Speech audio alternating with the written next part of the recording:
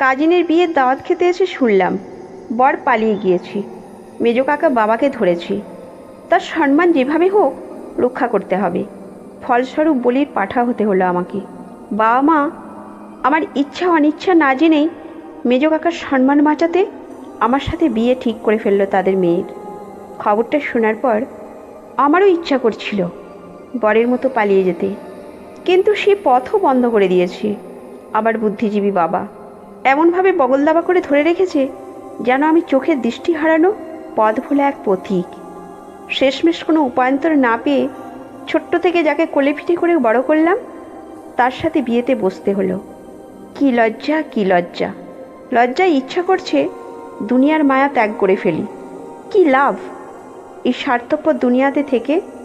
কত ইচ্ছা ছিল ধুমধাম করে বিয়ে করার, ফটোগ্রাফের সামনে বর সেজে স্টাইল মেরে ফটো তুলে ফেসবুকে আপলোড করার, কিন্তু অন্যজনের ফেলে যাওয়া বউকে বিয়ে করছি এটা বন্ধু মহলে জানাজানি হলে ফটো আপলোড তো দূরের কথা।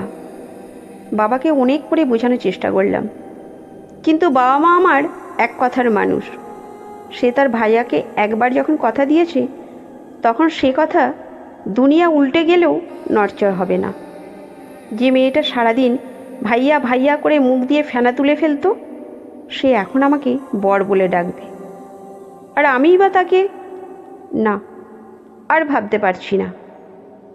বন্ধুরা এসে সবাই ধরেছে, মামা তুমি জিতছ, সুমি তো আর কম সুন্দরী না, তোর মতো বলদের কপালে অমন একখানা মেয়ে জুটেছে, তোর 7 কপালের ভাগ্য।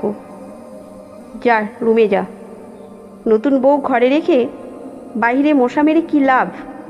কথাগুলো বলে এক প্রকার জোর করেই ভেতরে ঢুকিয়ে বাইর হতে লক করে রেখে চলে গেল। এই প্রথম নিজের রুমে ঢুকতে গিয়ে সংকোচ বোধ হচ্ছে। ভিতরে ঢুকে বিছানার কাছে যেতেই সুমি ঘোমটা তুলে বলল, ভাইয়া কেমন আছো? ভেবাচাকা খেয়ে চুপচাপ দাঁড়িয়ে রইলাম। স্বামী কম, বড় ভাই ফিলিংসটা বেশি হচ্ছে।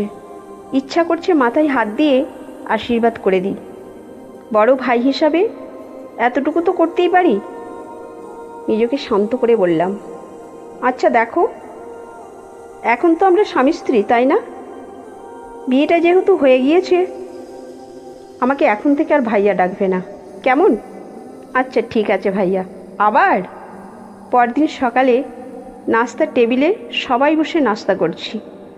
এমন সময় সুমি পরোটা দিতে গিয়ে বলে বসলো, ভাইয়া তোমাকে আর একটা পরোটা দিই? আমার তো লজ্জায় মাথা কাটা যাওয়ার মতো অবস্থা। এদিকে মাথা তুলে দেখলাম বাবা মা দুজনেই মুখ টিপে হাসছে অন্যদিকে তাকিয়ে। ভীষণ রকমের রাগ উঠল, এইভাবে আমার জীবনটা তেজপাতা বানিয়ে দিয়ে আবার হাসছে। এতদিন কি তাহলে মা সত্যি বলতো? আসলেই কি আমাকে হাসপাতাল থেকে কুড়িয়ে এনেছিল? অনেক বুঝিয়েও সুমির মুখ থেকে ভাইয়া ডাকটা বন্ধ করতে পারিনি। ও যখন বেশি রকম এক্সাইটেড হয়ে যায় তখন আমাকে মাঝে মধ্যেই ভাইয়া ডেকে ফেলে। বিয়ের কয়েক মাস পর ভাবলাম বউকে নিয়ে একটু কেনাকাটা করে আসি। বিয়ের পর তো নিজে হাতে কোনো কিছুই কিনে দিইনি। বিকেলে সুমিকে নিয়ে বেরিয়ে পড়লাম কেনাকাটার উদ্দেশ্যে। বেরোবার সময় পই পই করে বলে দিয়েছি যাতে লোকজনের সামনে কোনোভাবেই আমাকে ভাইয়া না বলে। কয়েকটা দোকান ঘুরলাম, সব কিছু ঠিকঠাক, একবারও ভাইয়া ডাকেননি। তা দেখে আমিও খানিকটা আশ্বস্ত হয়েছি, হয়তো মেয়েটা এবার একটু হলেও বুঝেছে আমার মনের বেদনাটা। কিন্তু না, বিপত্তি, তার ঘটনাই লাগবে। শপিং শেষ করে চলে আসছি, হঠাৎ করে পিছন থেকে উত্তেজিত কণ্ঠে ডেকে উঠল, ভাইয়া ওই টি শার্টটাতে কিন্তু তোমাকে দারুণ লাগবে। আমি পিছু ফিরে তাকাতেই সুমি জিহ্বায় কামড় মেরে বুঝতে চাইল তার ভুল হয়ে গিয়েছে। হাজার হলেও বউ তো, আর পুরুষের জন্মই তো হয়েছে ক্ষমা করার জন্য। দিলাম ক্ষমা করে। চুপচাপ গিয়ে টি শার্টটা কিনে নিলাম। দোকান থেকে বেরোতে যাব ঠিক তক্ষুনি পাশ থেকে একজন মাঝবয়সী ভদ্রমহিলা ডেকে বলল, ওটা তোমার বোন? খুব মিষ্টি তো দেখতে, বিয়ে হয়েছে? আমি রাগ চেপে রেখে বললাম, না আন্টি, তবে সুযোগ্য পাত্র পেলে দিয়ে দেব। আর কতদিন বাবার ঘরে বসিয়ে বসিয়ে খাওয়াবো? ভদ্রমহিলা মৃদু হেসে বললেন, আমার ছেলে সামনের মাসেই কানাডা থেকে ফিরবে। তোমার বোনটাকে আমার খুব পছন্দ হয়েছে। তোমার বাবার নাম্বারটা দাও, আমি বাসায় গিয়ে নয়নের বাবাকে বলে তোমাদের বাসায় যাব। আপনার নাম্বারটা দিন আন্টি, আমি বাসায় গিয়ে বাবা মাকে বলবো। তারা যদি রাজি থাকেন তাহলে আমি ফোন করে বলবো আপনাদের। ভদ্রমহিলা সাদা মনে তার নাম্বারটা দিয়ে গেলেন। একটু পরে সুমি এসে জানতে চাইলে বললাম, ভদ্রমহিলা তার ছেলের জন্য তোমাকে পছন্দ করেছেন। আমি ফোন দিলেই মহিলা তার স্বামীকে নিয়ে দেখতে আসবে তোমাকে। সুমি দাঁত কড়মড় করে বলল, কি বলছো এসব? নিজের বউকে আবার বিয়া দিবা? কথাগুলো বলতে এতটুকু বাঁধল না তোমার মুখে? বাঁধবে কেন? মানুষ সমাজে যেভাবে মুখটা হাঁ করে ভাইয়া বলে চেঁচিয়ে ওঠো, তাতে তো যে কেউ ধরে নেবে তুমি আর আমি ভাই বোন। সেদিনের পর থেকে আর কখনো সুমি আমাকে মানুষের সামনে ভাইয়া বলে ডাকেনি, আর আমাকেও বিপত্তিতে পড়তে হয়নি।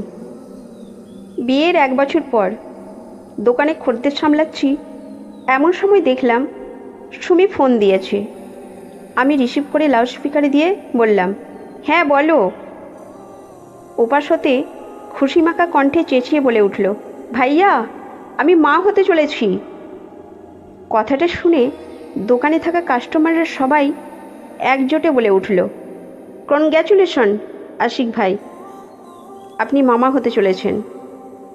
কলটা কেটে দিয়ে খানিকক্ষণ চুপচাপ দাঁড়িয়ে থেকে নিজের মনেই বললাম, তুমি আর এ জন্মে শুধরাবে না। নিজের বিয়ে করা বউ এমনভাবে মা হওয়ার সংবাদটা দিল, নিজের এখন বাবা কম, মামা হওয়ার ফিলিংসটা বেশি হচ্ছে।